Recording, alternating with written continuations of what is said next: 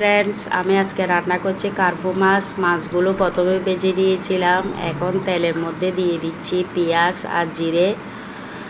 ওগুলো ভালো করে নেড়ে চেড়ে নিয়ে এখন দিয়ে দেব আদা রসুন বাটা।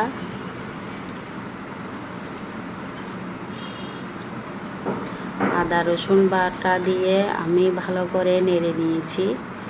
এখন দিয়ে দিচ্ছি মরিচের গুঁড়া, হলুদের গুঁড়া, ধনিয়া জিরার গুঁড়া।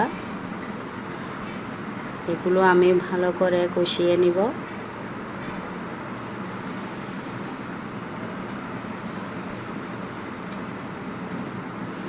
কষিয়ে নিয়ে এখন দিয়ে দিচ্ছি স্বাদ মতো লবণ।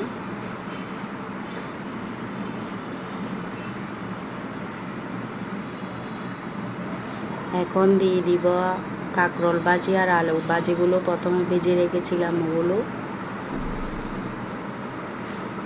ওগুলো দিয়ে আমি সবগুলো কষিয়ে নিয়ে এখন দিয়ে দিব পরিমাণ মতো পানি।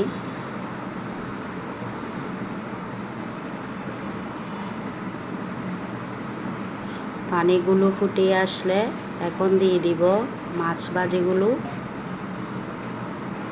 ভাজিগুলো নেড়ে নিচ্ছি। নেড়ে নিয়ে ফুটিয়ে আসলে নামিয়ে নেব।